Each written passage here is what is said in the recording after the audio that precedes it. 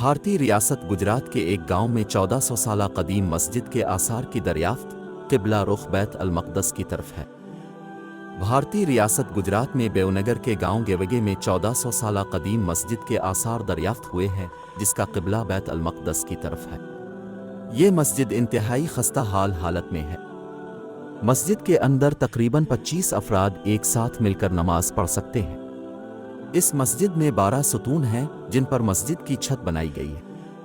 چھت کے اوپر گنبد اور مسجد کی دیواریں بھی کھدی ہوئی ہیں، اور مسجد کے محراب پر عربی میں بسم اللہ کی نقش نگاری اسی دور کی ہے۔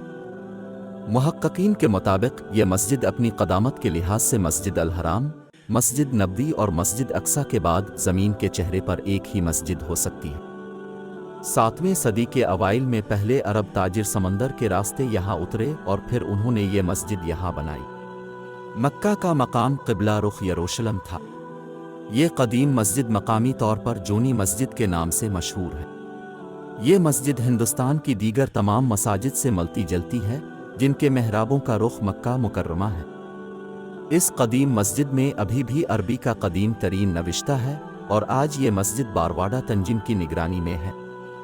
اسلامی تاریخ کے مطابق 610 سے 623 تک بیت المقدس کی طرف رخ کر نماز پڑھائی جاتی رہی اور پھر 624 سے خانہ کعبہ کی طرف نماز پڑھنا شروع ہوئی۔